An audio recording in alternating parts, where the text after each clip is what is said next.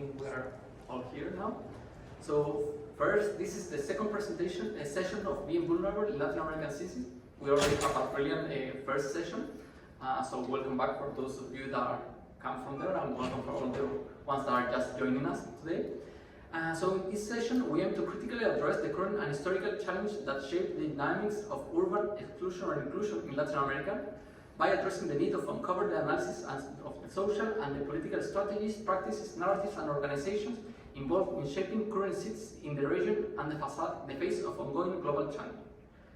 Today, 4 speakers will explore these issues in the cities of Chile, Cuba, Brazil, and Mexico, in some cities in those countries, because those are not cities, are countries. Each presenter will have 15 minutes for their presentation. We will remind you when you have 5 minutes left. After following all the presentations, we will move to a question and answer session. Our first speaker is Dr. Cristian Figueroa Martinez. He's an architect and master in urban project from the Pontificia Universidad Católica de Chile and a PhD in transport from the Institute of Transport Studies, University of Leeds. His area of research explores the links between the built environment and the public life of deprived neighborhoods. He's an assistant professor of the Departamento de Planificación y Ordenamiento Territorial of the Universidad Tecnológica Metropolitana and researcher at the Centro de Desarrollo Urbano Sustentable, Centro. So, Cristian?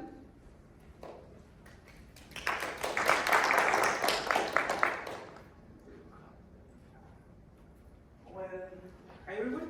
Can you hear me without the mic? It's fine, right? I like to move when I'm presenting. I'm Cristian Figueroa, and this is the title of my research. It's a research I've been doing with my colleague, Sebastian Rodriguez. He's not here, but he also participated in everything. And the name of the presentation is called The Story of Success of a Deprived Neighborhood of Santiago de Chile, exploring the links between the built environment and people's place of attachment. And this important thing about this is the first part. This is a story of success. I have been studying deprived neighborhoods since 2011, and every time I do a research about them, I am sad. Because we know all the things we did wrong. Especially in Chile. We did a lot of things wrong, but we don't know what actually worked. So this research seeks to address that. So the built environment, I'm an architect, so I'm working with the built environment all the time. The built environment are all the elements that confine and to different degrees define the public reality. This abstract from metrics, for example, density, land use, and so on, to specific elements of the public space, for example, a sidewalk, a curb. It is the focus of numerous disciplines that seeks to understand the ways in which the built environment shapes or influences human behavior. Here, there are 3 examples. For example, in transport studies, the built environment influences people toward behavior. For example, dense, diverse, pedestrian-oriented neighborhood promotes sustainable behaviors. In urban studies, have provided evidence that suggests that the built environment affects the patterns of the public spaces. For example, permeable facades can collaborate to create safe and vibrant public spaces. And studies addressing poverty and deprivation point out that the built environment can play some role. It's not clear which role, but it can play something in perpetuating socioeconomic disadvantage. Deteriorated environment, for example, can reinforce the sense of being left behind. But there are many studies about the built environment, that there are at least 2 problems.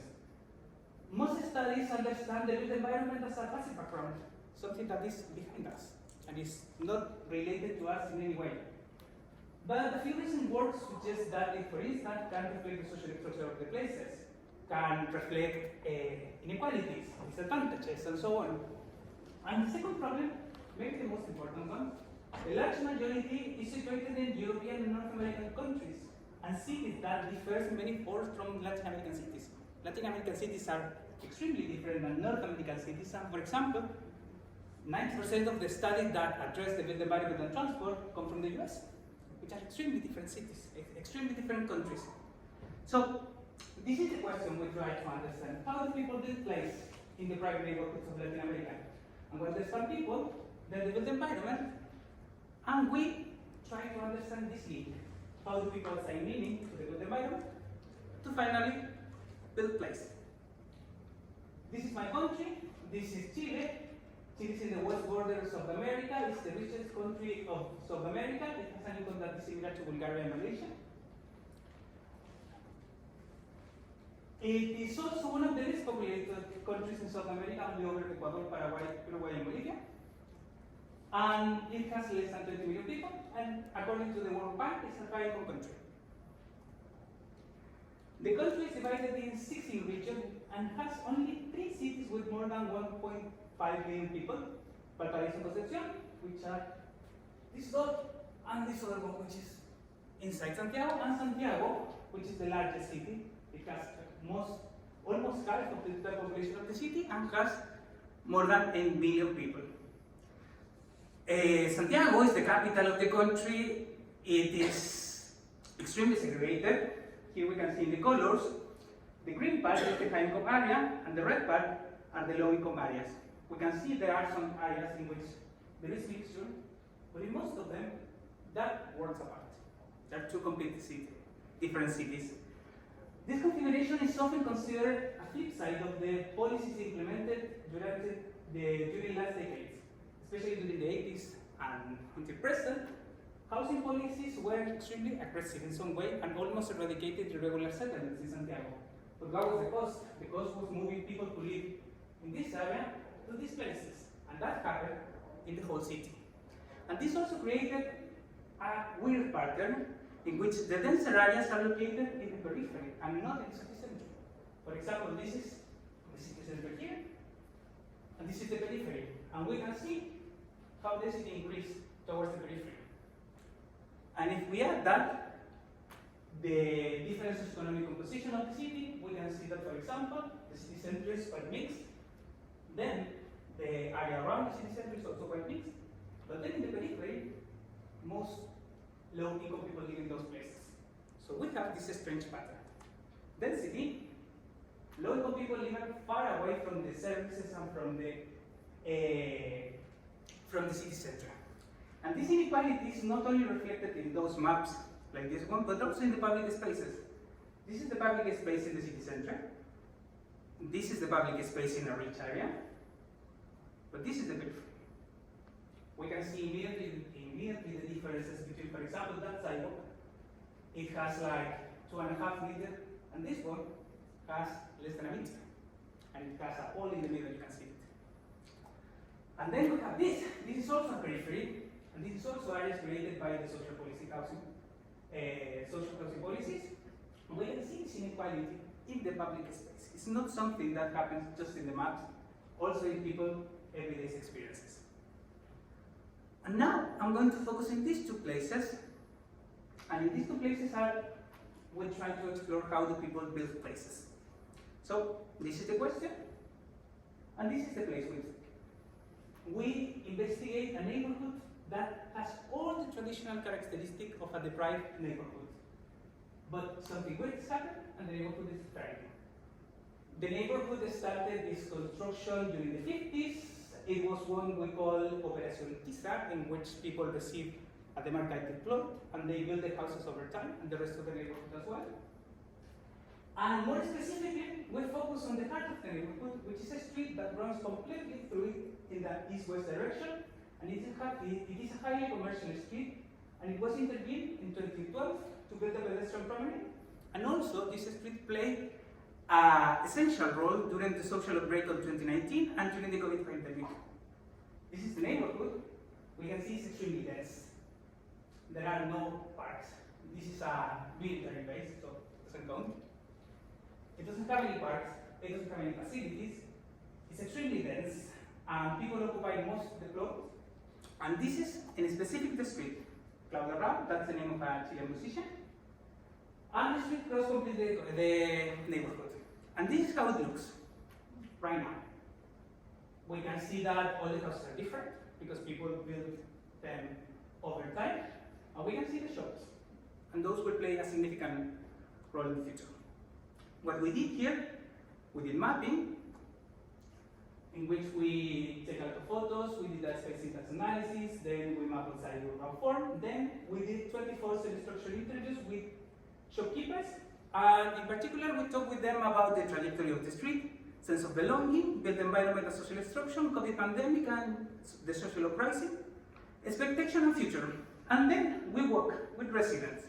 We talk again about the trajectory of the street, the experience of walking across the street, and we asked them to assess the street.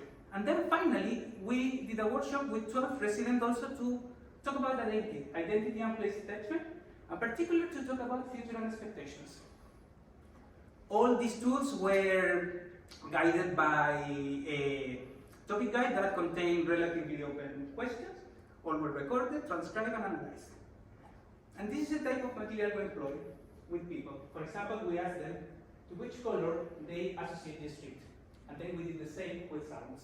And then we asked them which sounds, for example, they would like to hear eventually if the street changed. We did the same with the smell, and we showed them this image script, and they have to choose which smell they feel represents better the street, and then which one they would like to smell if something happened, and then emotions also. And to talk about the future, we showed them these two images, which are the current state of the neighborhood, the street, and then we intervened them with Photoshop mostly. And for example, this is a low level of intervention. Then a middle one, in which we tactic urbanism, we intervene a little bit more the street, we narrow the road and so on, and then a more aggressive intervention to discuss what will happen in the future of the street. And what we discovered several things. The first is the street was always described as an exceptional place that set the neighborhood apart from what normally happens in the periphery of the street, of the city. It has a dense social organization of different scales and formats, and it is visible on the street. What I mean by that is that, for example, we have in Santiago what is called Junta de Vecinos. The Junta de Vecinos is normally the association of the neighborhood. And the normal thing, for example, that happens in Junta de Vecinos, and when they call a meeting, 20, 25 people arrive. In this place, 200 arrive. It's different. Something is happening.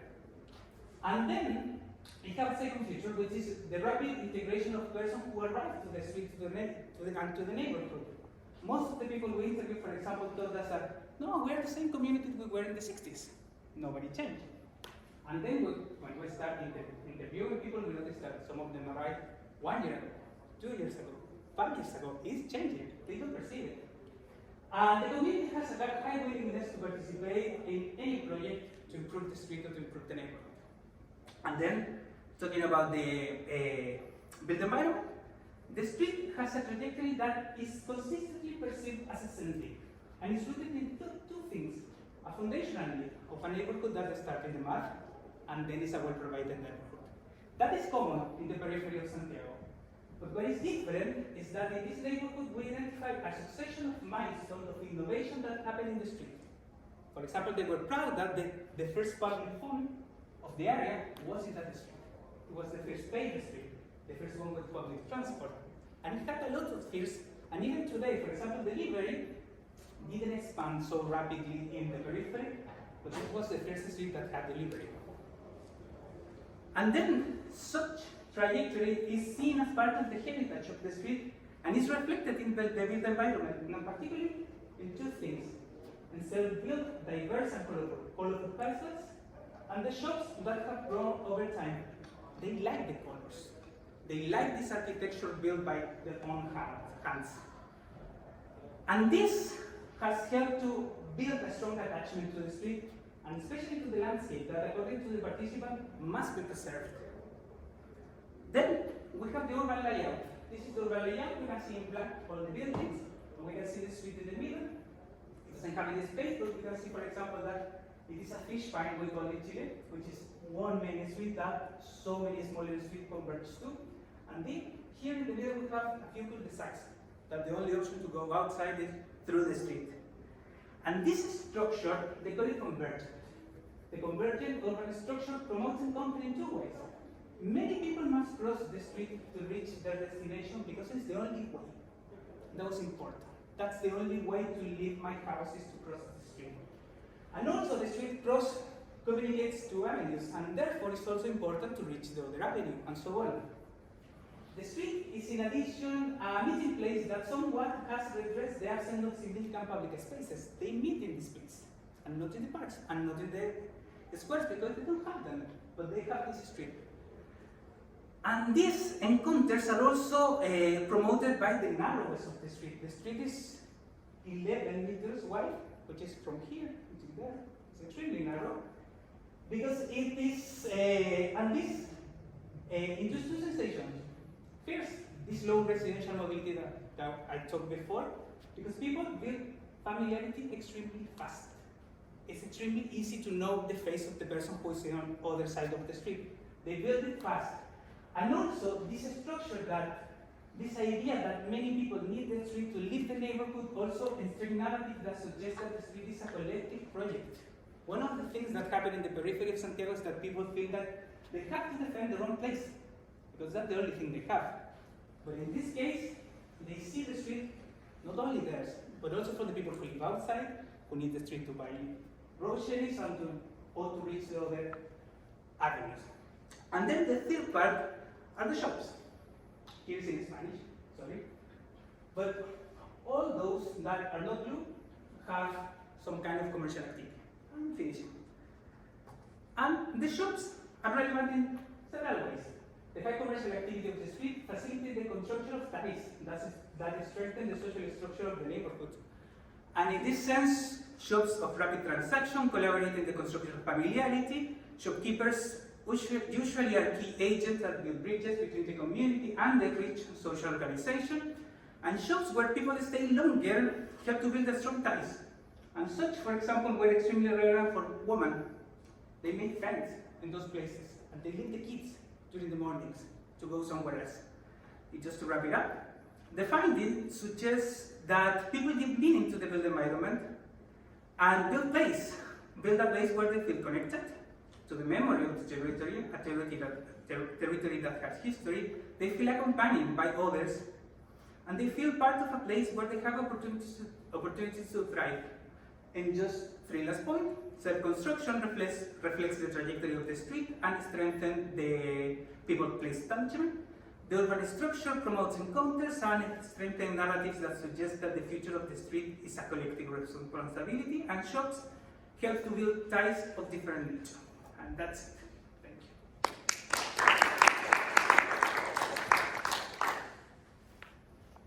Thank you, Christian, for that brilliant presentation. It's always nice to see good things that happen when people are studying poor areas.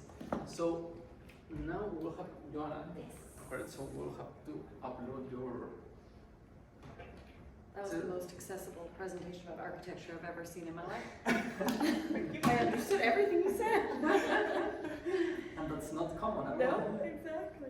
So maybe you would like to maybe Sure. start just downloading the presentation and we introduce yourself.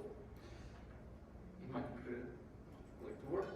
So now we have Joanna. Joanna is a community engaged researcher whose work examines how creative practice can be used in research, policymaking, and civil society organizing to build socially just and sustainable cities. She uses art methods to examine the contemporary transformations of urban space that result from the economic and social restructuring of communities impoverished by globalization. So, Joanna? Thank you very much. Hi. I'm very grateful to anyone who's not at the beach right now and chose to be here instead. If I didn't have to be here, I think I'd probably be at the beach. But let's get through these presentations and then we can all have our question period maybe in Waikiki. So first I just want to give you a little bit of background about the research that I do, because what I'm going to present now is kind of a work in progress that even I am not sure I can articulate very clearly. So my dissertation research, I'm currently a postdoctoral research fellow at the University of Newcastle. I'm from the University of Toronto in Canada. And during my dissertation research, I worked with a group of racialized and territorially stigmatized youth.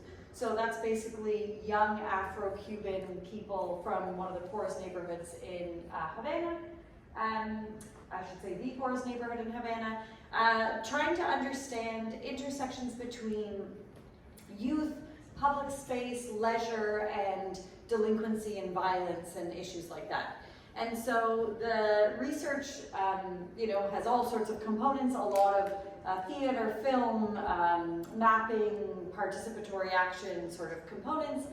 And after the pandemic, when I went back to check in and sort of start new research with them, I didn't feel safe doing like filming things on the street because there have been some major political interruptions in the country in the meantime.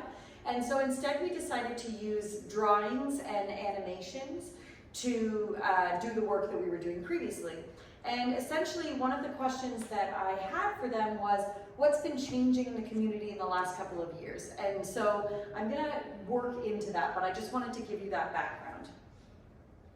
So if this works, and I don't know how loud it's gonna be, so hold your ears. Does it work? How do I do it? Oh, am I gonna have to sing to you?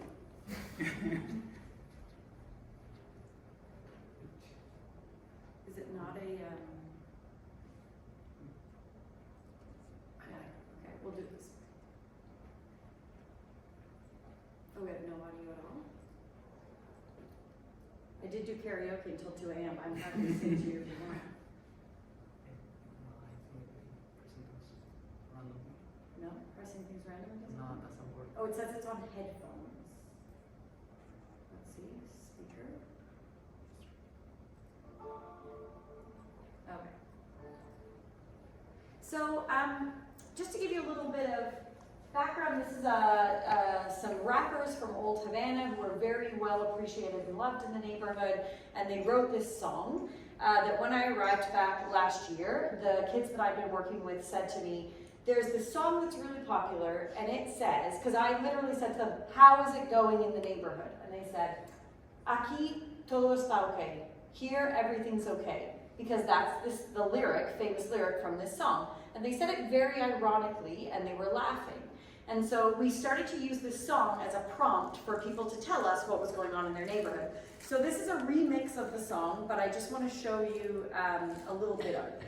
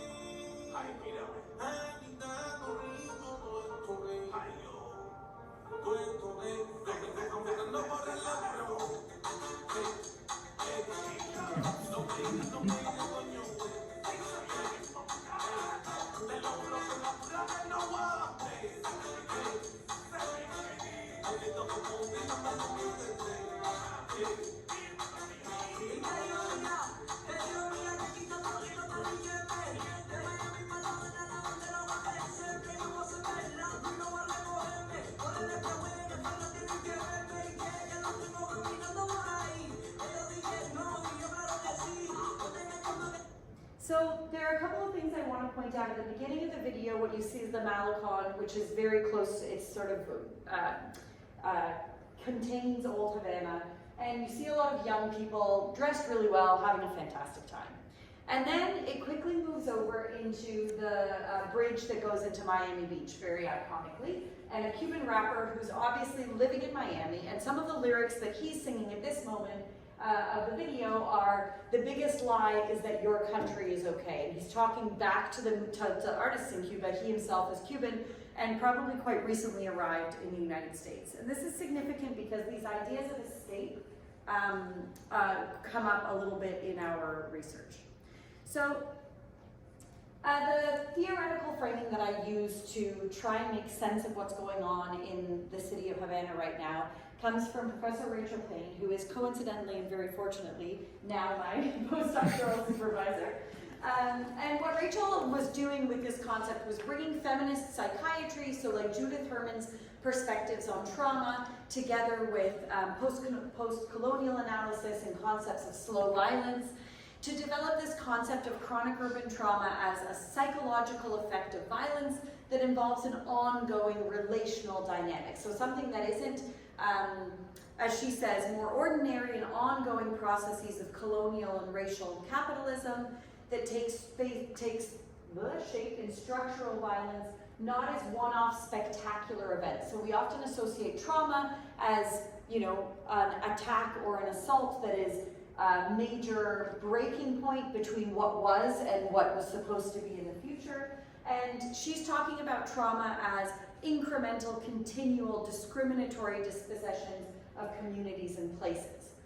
As a result of this style of trauma, trauma is, in Rachel Payne's conception, is often something that's quite invisible and quite quiet and mundane, so it doesn't get a lot of attention. So I'm sort of labeling this a neoliberal condition. She talks about it as very much connected to and wrapped up in capitalism, because what we know is that economic processes of integration of cities in the global economy tend to involve processes that are damaging to vulnerable groups and processes that are at once spatial and material and emotional. And it's a process that under, in true neoliberal style is framed as natural and inevitable and benign and universally desirable. The problem is when we frame something like this under the sort of neoliberal discourse, we end up in a situation that some ethicists like Fricker call hermeneutic injustice. So because we don't see it and it's not obvious and we can't label it, we can't talk about it, which means we can't respond to it and we can't resist it. And so what I was trying to do with this project was surface and articulate and illustrate how people were experiencing, how young people were experiencing this economic and political transition, so that we could then start to think about how to respond and resist to it. So I'm going to go into a little bit more detail about chronic urban trauma in a moment, but I first wanted to give you a bit of context about Havana. The things that I'm talking about here, some of them will apply to the entire island, whether it's urban or rural. Some of the things will apply to all of Havana because it's urban, and some of the things apply much more specifically to Old Havana or Old Havana and adjacent municipalities. However, the concept that Rachel Payne also developed of geotrauma I find very useful for talking about why specifically Old Havana is a good example of this. So Payne talks about geotrauma as a way of discussing place where violences are layered upon each other and accumulate, not just adding to the intensity of trauma, but interacting between different types of traumas over time. And to me, Old Havana is a great example of this because Old Havana was once the center of the tangible and symbolic value of the Spanish Empire. It was a walled city that was where all of the concentration of Spanish empirical wealth was, until it became a little bit overstuffed. And then wealthy people chose to leave Old Havana, the walled city, and go to the outskirts of the city and build new big streets and clean homes and big properties. And so what happened was these gorgeous buildings, which would have been single-family homes, each of them, got turned into rooming houses that housed anywhere between 16 and 25 families, weren't taken care of, nobody really cared about them, the infrastructure wasn't maintained, nor were the houses, and they're dilapidated and they're literally crumbling. Every time you hear a siren in Old Havana, it's not because of a fire, it's because of a collapse, often with people inside. At the same time, there are multi-million-dollar hotels being built throughout the city, often beside these very buildings. In addition to the processes of urbanization that are happening in Old Havana and in Havana at large, we have the post-socialist transition that's taking place in Cuba. So I'm just going to run over a few massive concepts here. The bloqueo, which is the Spanish, oh my gosh, the embargo. I should just say. The embargo, the US embargo on the country, the pandemic, tourism issues, their allyship with China and Russia, and some political and economic changes. As well, internet access has only been a thing in Cuba since 2019, so the expectations of young people are changing very, very quickly. So there are 5 facets of chronic urban trauma that I think are important when we think about what's going on in the city, and one is its temporality. So we're never post-violence when we're thinking about something chronic, it's happening all of the time. And the source of violence is not something external that's being imported into the city, but is actually in the fabric of urban life itself and the way in which we build and use cities. The motivation is also political and intentional. It's not something that just happens to be happening naturally or coincidentally.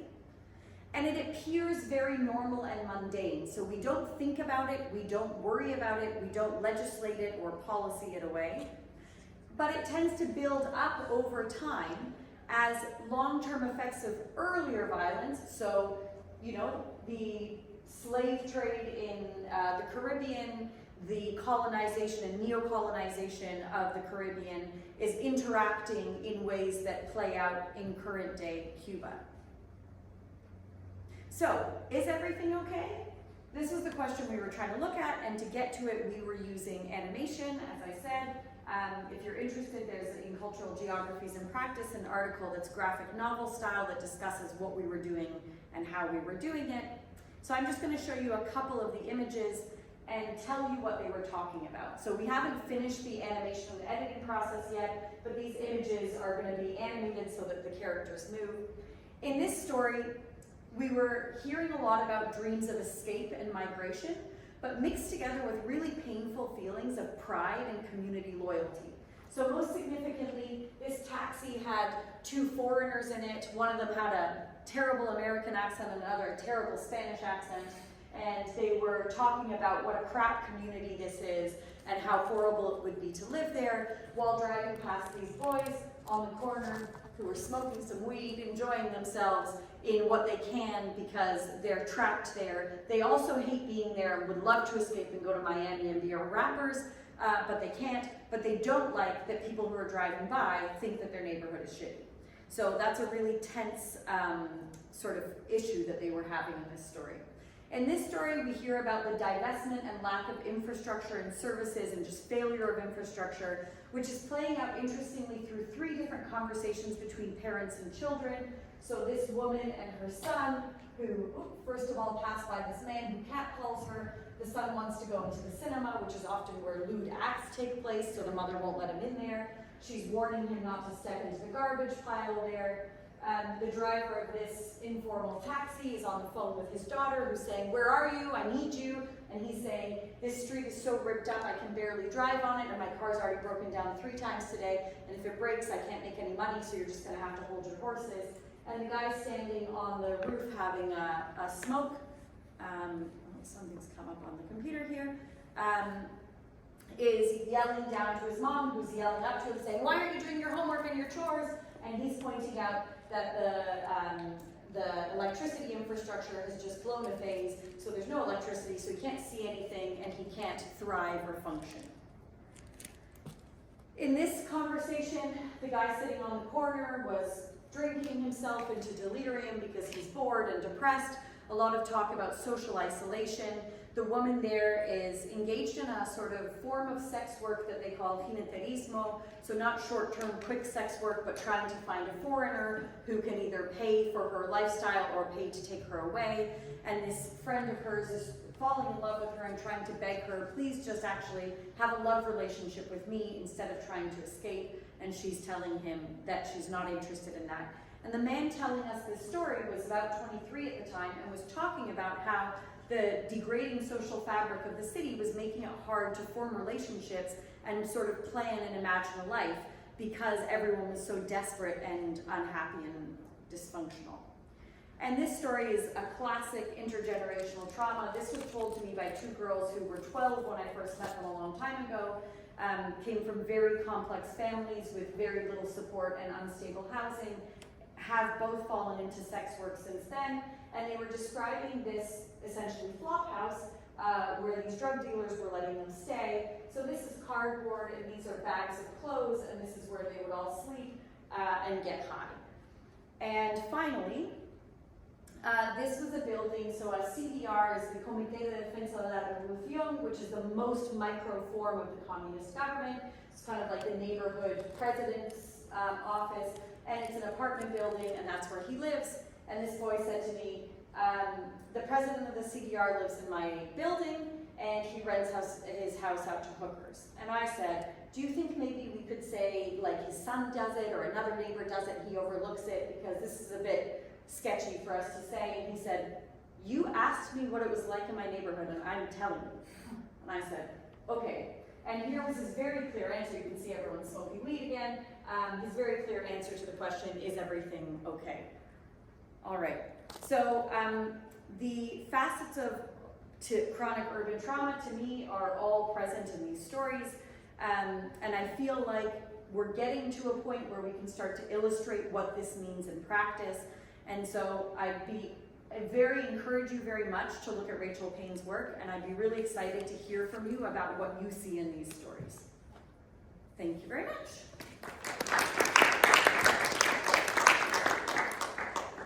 Thank you, Ivana, for showing us how urban trauma can shape youth. So now we have our next presenter, Anna, if I'm correct. Do you want two slides on the other one? So when you choose which one you would like to use. Anna is a first-year ASRC-funded postgraduate research student based in the History Department at Lancaster University in the UK.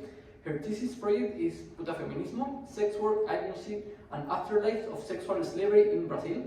Histories of the Brazilian variation of Puta Feminismo, a modern-day feminist created by sex workers across Lusophone and Hispanic cultures that challenge hegemonic narratives about the sale of sex. Anna is incredibly grateful for this opportunity to be in Hawaii to share with you the work that she has been doing since starting her PhD in October last year, and to discuss your thoughts and questions related to her research. So, Anna? Thank you very much, everyone, for coming. I'll second. Johanna's. Thanks for being here on this nice afternoon. Thank you. So, today I aim to critically address the current and historical challenges that shape dynamics of urban inclusion and exclusion in Latin America through an exploration of Brazilian Puta Feminismo. I will begin by discussing the developments of Puta Feminismo before focusing on some of the most influential Puta Feminista activists who have built their lives out of the sexual service economy in Brazil. I have identified a stigma, which in English translates as stigma, an important guiding principle in the activism of Brazilian Puta Feministas as a major conceptual tool in my research. Today, I will reflect on some of the racialised, gendered and sexualised spaces in Brazil in which sex workers are regarded as a stigmatised population, and how this informs our understanding of what it means to be vulnerable in Latin American cities. In the final part of this paper, I'll discuss some of the strategies and practices being adopted by Brazilian Puta Feministas and sex worker activists more broadly, who are involved in shaping current cities, most notably Rio de Janeiro in Brazil, through countering their vulnerability as urban actors by demanding place within urban spaces as equal citizens. As a word, puta, with its most recognised translation being the English word whore, is most commonly used as a derogatory term to shame and stigmatise, especially feminine subjects. As Johanna Maria Rodriguez writes, puta can stand in for sex worker, prostitute, hooker, slut or bitch, and sometimes it is used to simply mean woman. You probably know this already. Puta perhaps needs no translation, for it has already entered the official lexicon of American English. The Oxford English Dictionary delineates puta as follows. It's a noun used in Spanish-speaking countries or parts of America, meaning a prostitute, a promiscuous woman, a slut. In both Spanish and Portuguese, the uses of puta occupy a complex space. Rodriguez writes, and I quote, "As a category of human subjects, putas are activated discursively as objects of scorn and social rejection, but also as spectacular, fantastic projections of corporal desire and sublime sexual possibilities." Despite these derogatory associations with the word puta, many sex worker activists in Latin America have taken up the term in an effort to reappropriate its significance. As we've seen with the resignification of the word queer, these sex worker activists have recovered the term puta as a symbol of their refusal to be shamed and as a way to claim their politicised identity. Ultimately, they argue that by taking up the term, they are able to refuse the stigma that is inherently associated with it. When we consider the slogan Puta Feminista, then, we see two feminine subject positions imagined as being opposed to each other, as being united and related. The terms Puta Feminismo and Puta Feminista were not created, nor have they been used exclusively by feminist and sex worker activists, and feminist sex worker activists in Brazil. As noted by Adriana Pistelli, the terms are also used in Argentina and Spain and attributed to Paulina Esguerra, a prostitute originally from Argentina, who has been active as a puta feminista in Barcelona. In the Brazilian context, some of the most influential puta feminista activists who have built their lives out of the sexual service economy include Gabriela Laish and Monique Prada. Laish was a highly influential sex worker activist in urban Brazil who understood the power and significance of claiming puta as an identity, arguing that, and I quote, "We need to have an identity, then we'll change something." Laish has recalled how the military dictatorship in Brazil during the 1970s influenced her to begin protesting police repression of sex work. According to the Global Network of Sex Work Projects, selling sex is legal in Brazil, but associated activities are criminalised, including living off the earnings.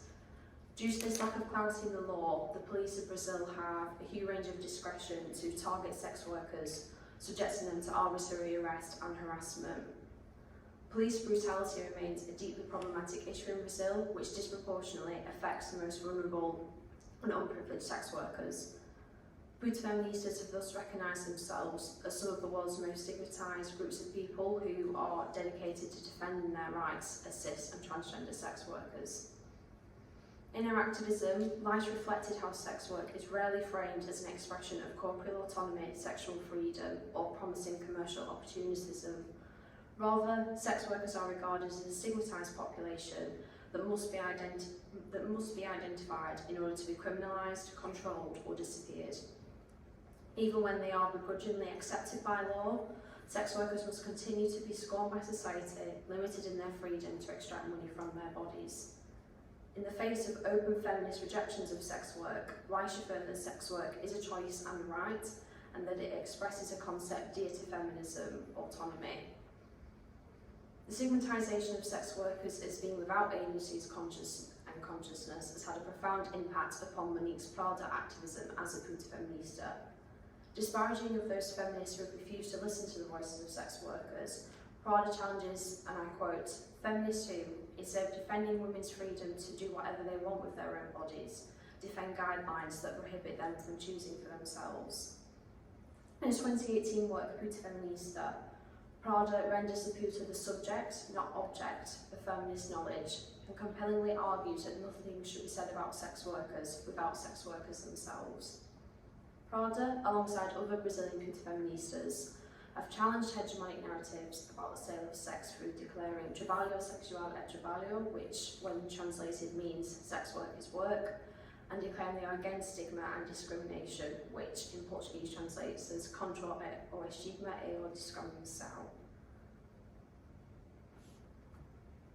In the context of urban spaces in Brazil, sex workers continue to be a stigmatised population, carefully demarcated by racialised, gendered and sexualised spaces in which certain people are seen to belong, while others are out of place.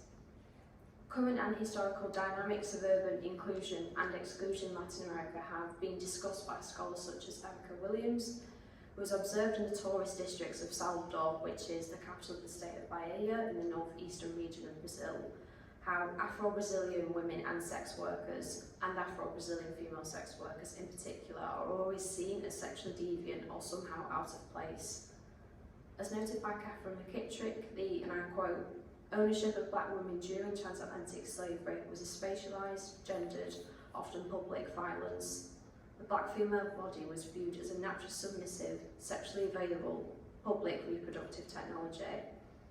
Today, Afro-Brazilian women attest to moving through spaces in these tourist districts, spaces which are associated with both blackness and sex work, and being routinely stopped and viewed as suspects, even those who are not sex workers themselves." Looking at Brazilian history, puta feministas have situated the sale of sex as a practical inevitability for a racially identified female working population, whose horizons of possibility were bounded by cheap labour, marriage and prostitution. In the context of Salvador, Williams has noted how low-income black Bahamian women often saw sex work as a more lucrative and autonomous alternative to domestic work. These women argued that domestic work was often seen as the ultimate form of exploitation, in which black women were poorly paid, subject to harsh working conditions, and often susceptible to sexual assault by their employers. In my thesis project so far, I've been considering the extent to which the philosophies of Brazilian Puerto are intertwined with resistance against Brazil's history of racial sexual slavery, and highlighting the enduring legacies of Brazil's colonial past in the present, specifically a fear of, aversion to, and discrimination against women of colour who are choosing to sell sex. Challenging hegemonic narratives about the sale of sex that frequently conflate sex work with coercion, illegitimacy and immorality. Brazilian Puerto who are acutely aware of their choices regarding their bodies have actively opposed the stigmatisation of and discrimination against those racialised sex workers exercising agency to work as prostitutes. Such as revealed the need to move beyond dichotomies that situate sex workers as either victims or agents, as having agency or being oppressed. In the context of Rio de Janeiro, there have been several meaningful attempts by Brazilian Puerto and sex worker activists more broadly to counter their alleged vulnerability as urban actors by demanding place within urban spaces. These marches da here, which in English translates as slut walks, have been held in various cities across Latin America, including Rio de Janeiro, pushing back against the scrutinisation and stigmatisation of bodies in urban spaces. Both sex worker and non-sex worker activists in Latin America poignantly reflected upon their vulnerable positions in these public spaces. Through taking to the streets, many literally exposing themselves, they actively expose the widespread violence and harassment that women and people of the LGBTQIA+ community are frequently forced to endure in this context of public space. Here, we see our dichotomies that have situated sex workers as either victims or agents, as having agency or being oppressed, how these can be transcended.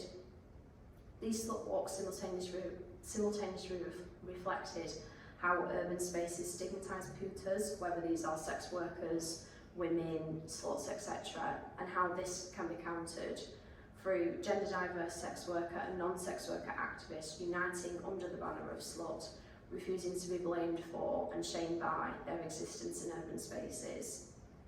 These slut walks took on special cultural and geographic salience in Rio when nude, scantily clad and disruptive bodies temporarily reclaimed contested territory from police and developers in the context of the 2014 FIFA World Cup and the 2016 Olympic Games.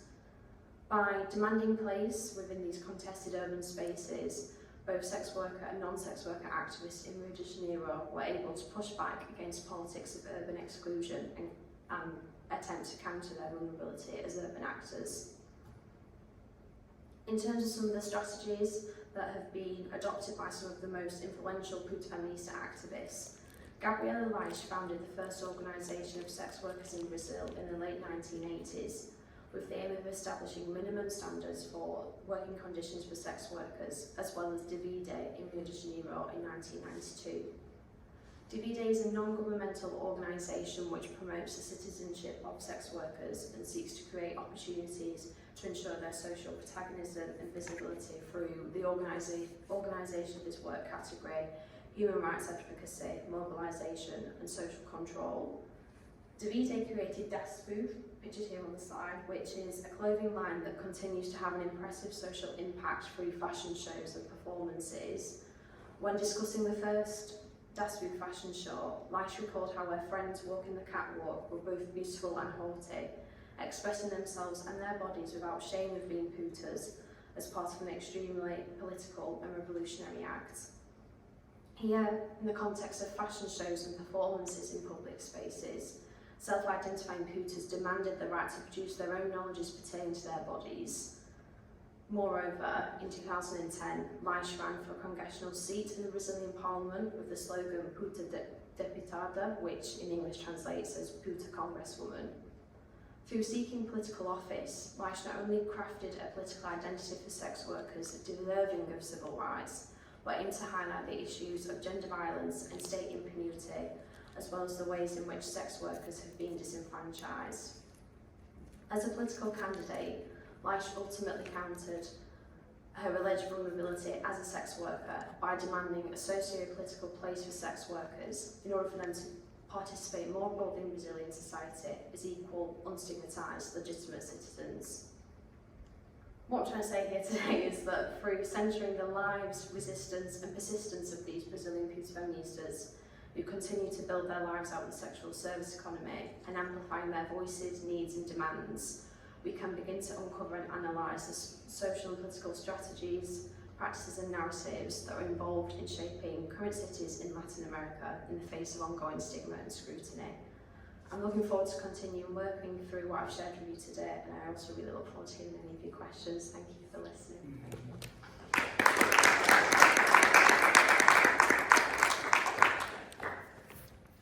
Thank you, Anna.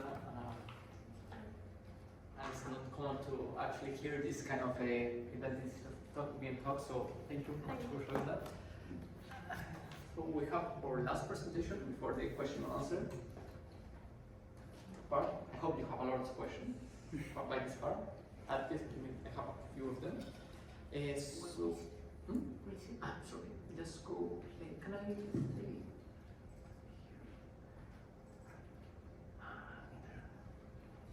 You have two. I don't know which one. So our last presentation of today is María Carolina Quintana. She's a research professor at Tecnológico de Monterrey, both in the bachelor's degree and in architecture, as well as in the master in urban architecture and urban design program. She specializes in geospatial analysis with a focus on territorial planning from a socio-spatial perspective applied to studies of poverty and socio-territorial inequalities. So, Maria. Yes, thank you, and thank you all for being here. Yes, I'm not at the beach or having a pina colada. That's really important. So just a quick background and proper credits about this research that I'm presenting. The original topic and the main topic of the research is one from Alexandra. No? She's also a colleague. She's also a research teacher at Tec de Monterrey with me. And she wanted to present. Originally, she was going to be the one presenting it, but at the end, it had to be me to come here.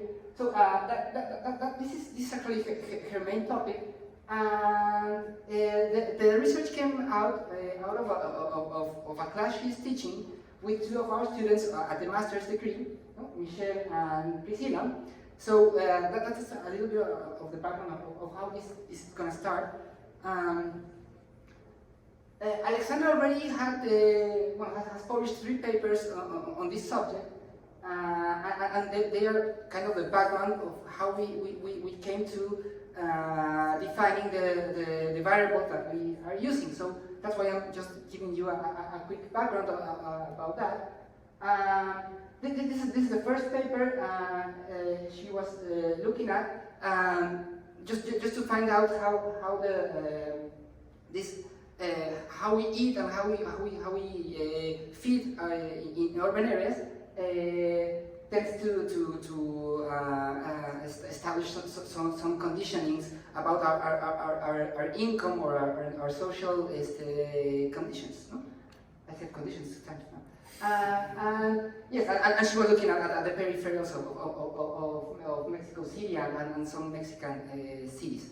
And of course, the main outcome of that one was the reliance on automobile transportation. So no surprise really, but it's really nice to finally to see. Okay, so we can prove that that's one of the main issues. No? So there was an expansion of this research into more metropolitan areas of Mexico. So you can see there. No? So Atizapán is okay. It's a municipality. It's part of the greater Mexico City metropolitan area. It's where Tec de Monterrey or our campus is in Mexico City. And well, she was comparing that with Monterrey, Guadalajara, Querétaro, and San Luis Potosí. No? Those are cities all over the country, but from the middle to the north part of the country. And the thing that we started looking at was, or that she started looking at, that's what we're coming from to, is that if we have 15-minute cities and accessibility to fresh food, the population or these socio-economical conditions for the population related to food will be better than if we don't have this connectivity or this accessibility. You know? So that's a little bit where we are going to be going with the research that I'm going to show you. And this was more of trying to automatize the analysis about, again, trying to find out how the accessibility to fresh food, and this is where we're going to be starting, accessibility to, or at least fresh food and processed food is impacting the urban outcomes. So that was like a very quick background for the research. And now going into the one that we are working, it's kind of a work in progress where we are almost like done with it, and the next step is try to write a proper paper for that one. We are studying, again, this came out from a project of our two students in the master. They had this interest, and so we started working with that. We are looking at Monterrey, and specifically to the municipality of Monterrey, which is part of the greater metropolitan area of Monterrey. And Monterrey is the capital of the state of Nuevo León, which is in the northern part of Mexico. So, again, as Christian was saying, Mexico has, and I guess most of our countries have that same pattern, that we are very centralized. Mexico City is this one here. So Monterrey is located to the north of Mexico, and is considered to be more of the industrial area of Mexico, and is very well, like connected to the state. So it's always like, okay, so the northern part is more connected to states than to the capital of the country. And we're going to be looking just to the municipality that originated the metropolitan area. That's the municipality of Monterrey. And first, and again, this is very similar to what Christian was showing us. The downtown Monterrey is not that densely populated as the outskirts, and this is not the outskirts of the metropolitan area, just of the municipality. We see that near Topo Chico Hill, and I don't know, maybe you have had this water called Topo Chico, maybe, I don't know, because it's became kind of famous in the States. So that area is a very, very highly dense populated area, and it's kind of a lower income population live there.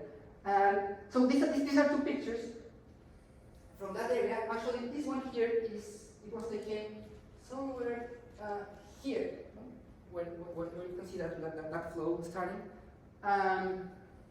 So as you can see, it's very, very, very, very, very high, dense, populated, but also like not very well established. No, it's kind of a very, very popular development.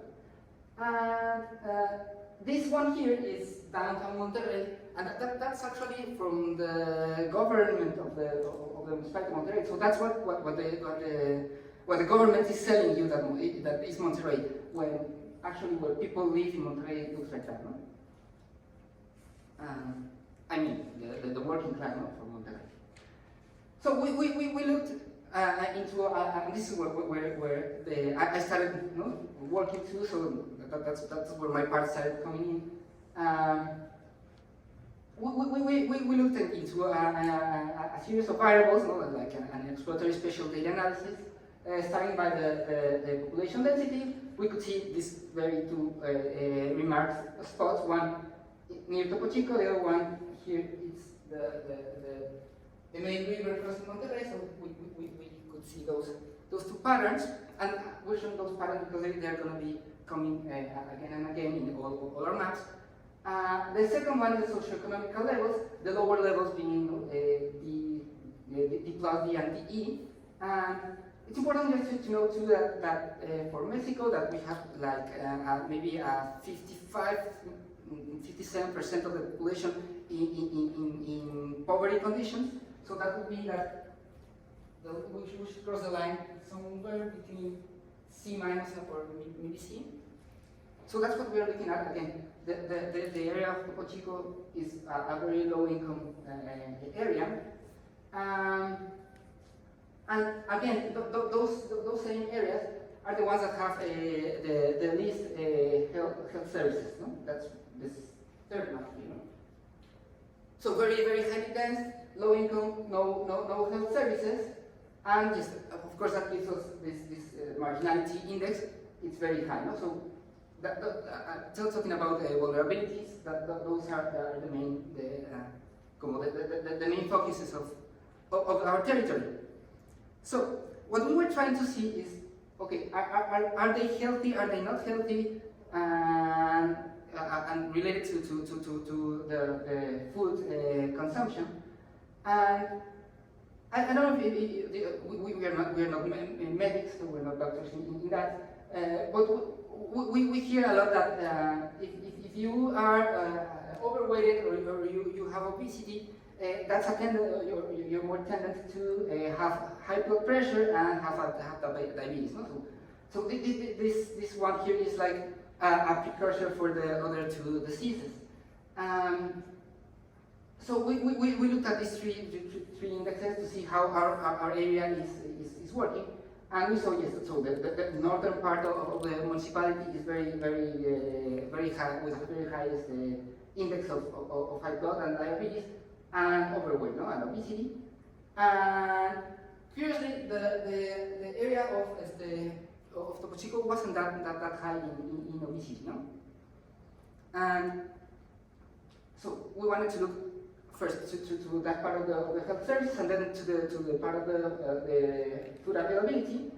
And health services are very focused, very concentrated in downtown Monterrey, and they are very scarce to the outskirts. And accessibility to fresh food is indeed very located where our two mostly dense areas are. And the processed food is a little scarce. It was hard to find a pattern. We did current density for those, and we could see actually yes, downtown Monterrey has more of a processed food center. And so finally we started to think, okay, so why is it that so we're having these very marked areas for these diseases? We know a lot of people live here, but they have no actual works available there. They have to move to the downtown Monterrey for that.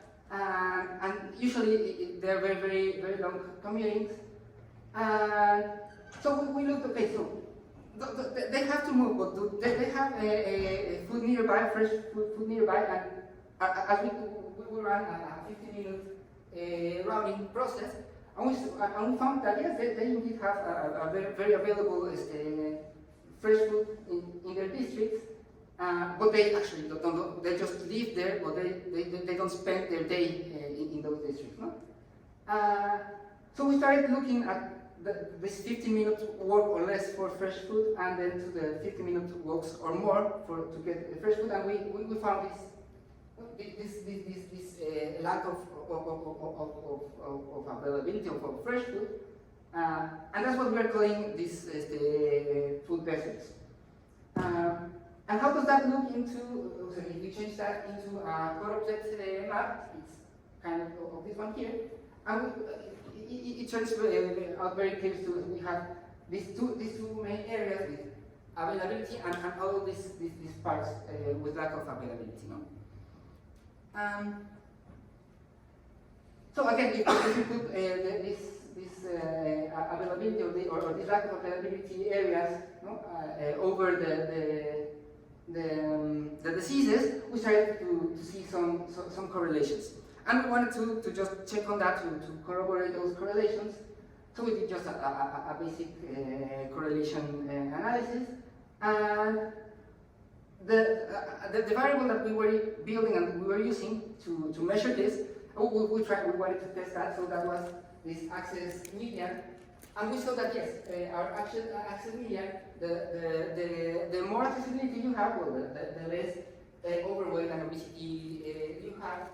The other two ones, the other two are not that highly related or correlated, because we know actually overweight is the one that is a precursor for that, no?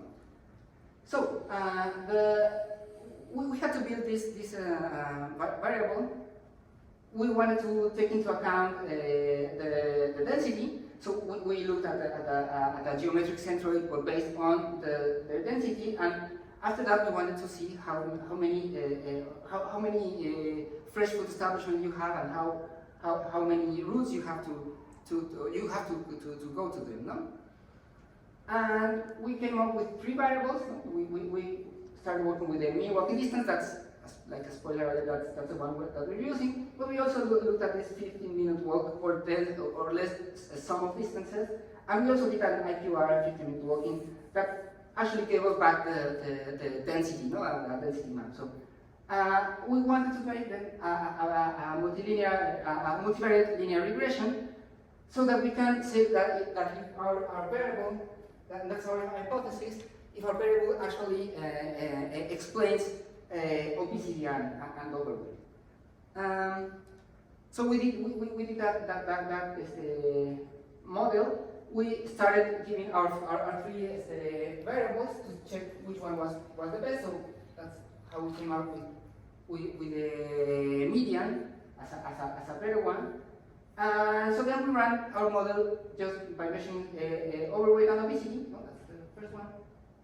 With our variables, and we found out this affiliation to health services and density of employment and our variable were very significant for planning. And this is where we wanted to start. So what can we do from the planning perspective to improve the metropolitan areas? So just to quickly close up, we did that against diabetes. High blood pressure wasn't that significant. We then put the overweight to our model. As we know, overweight was part of the precursors, and we came out with an actual model to measure also diabetes and high blood pressure with very significant variables. And again, our variable was significant. So yes, this is just the results of our model. And these are our 4 conclusions. But yes, we tested this currently model of urban planning that takes more into account maybe the interests of the capital instead of well-being. So we think that with our model we can now measure how urban areas are in relation to fresh food, and how are they planned or how they are not planned, and how we can start working on them. So yeah, thank you very much for that. Thank you. So always nice to see something as basically so connected with food, see how this food works actually in geographic space. So we have time for some questions. So we have a variety of things, so probably a lot of interesting things will come from this. So anyone would like to begin with the first question?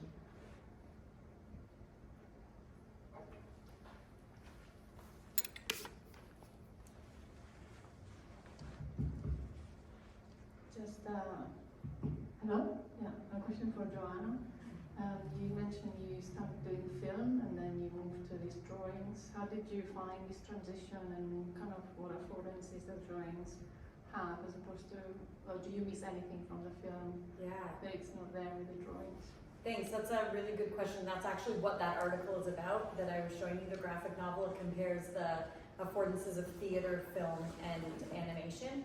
So some of the main things that we found was the more anonymity the method provided, the more risk the kids would take in telling us things that were, you know, possibly taboo or problematic.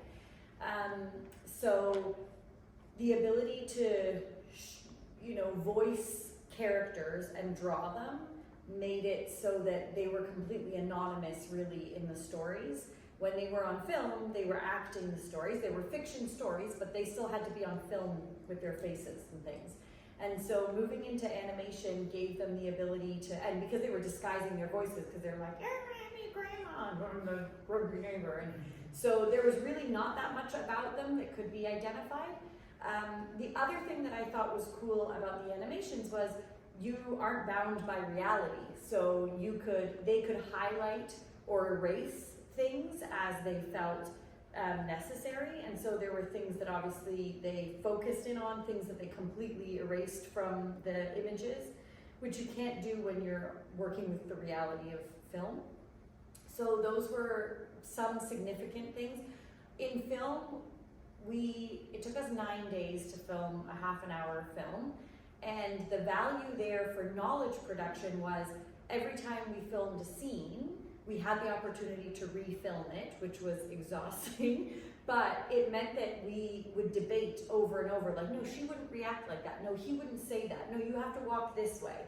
And when they were having those debates, I was able to ask them, like, why is that important? Why is that important? So then there would be politics about, oh, well, all of the police, for example, come from the eastern part of the island.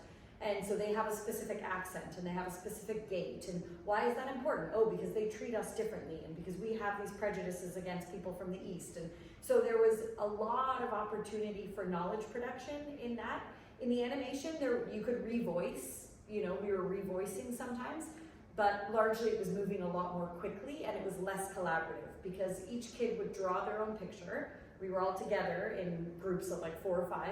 And then they would assign the roles. Like, you're gonna be the grandma, you're gonna be the nosy neighbor, and then they would correct each other and say, no, she would never say that, or, So there was some of that collective knowledge creation, but it was a bit less, and it was more centrally controlled by the person who drew the picture. So they're just different. Not necessarily better or worse, but there are significant differences. Thanks for the question. So is this working? Yeah? Okay, so I have a question for Anna. First, I want to say that your presentation was very interesting and important, the research that you're doing. But I would like to know, since you are in the early stages of earning your PhD, what do you anticipate doing to further this research? Like archival research, field research, like what do you want to do to carry this through?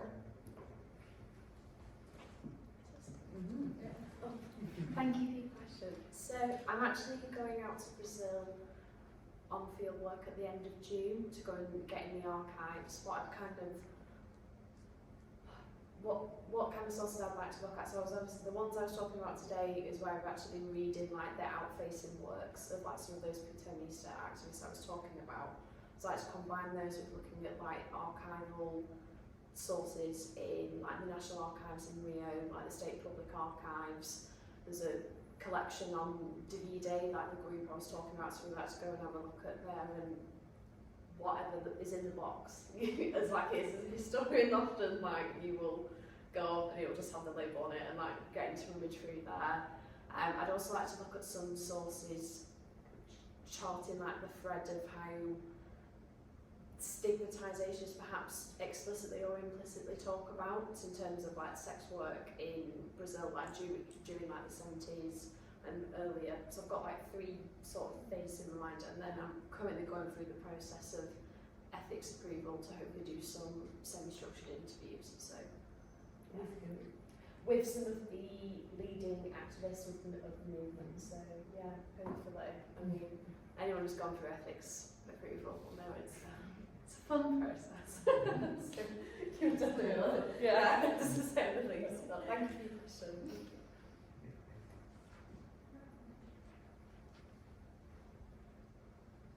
So, my question is for Sebastian.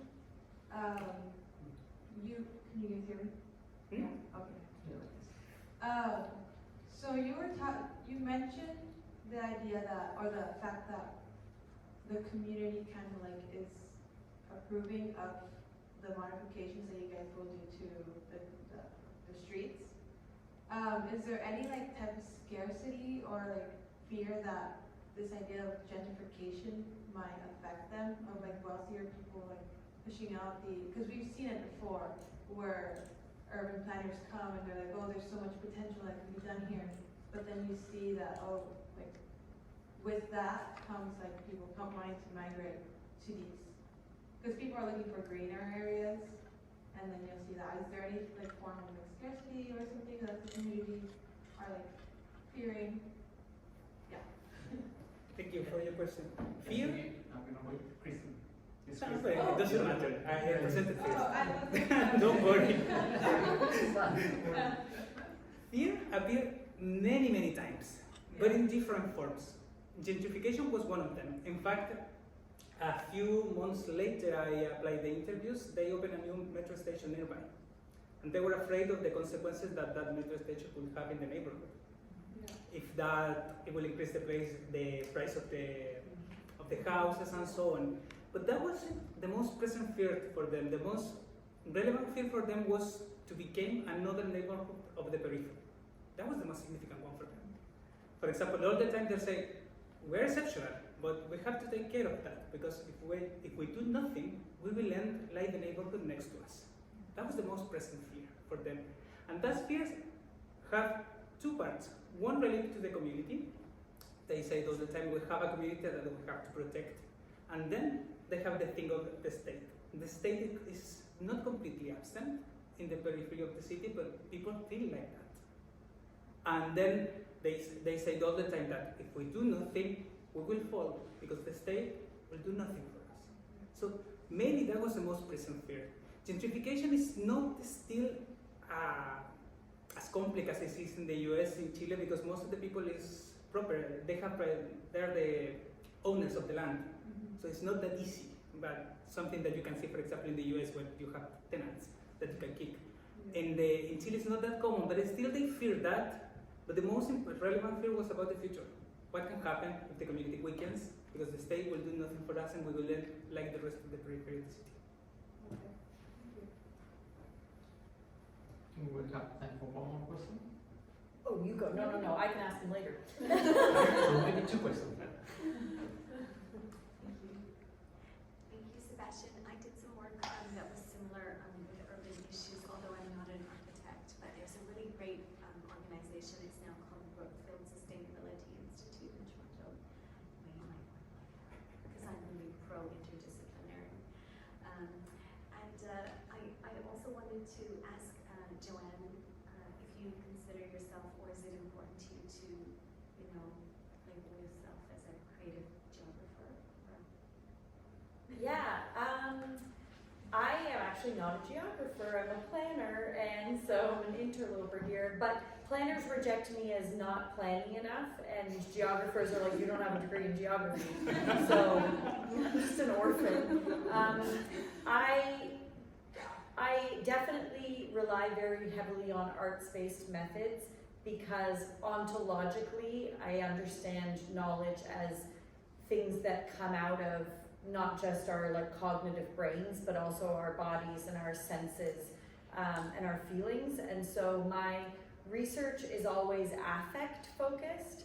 It's much more about how people feel when they experience things than it is about what they think about things. And so I think that's a trickier thing to get at with the set of research tools that we're usually given in school. And so my work is sort of always innovating with how we can get at affect, and often it has to do with art.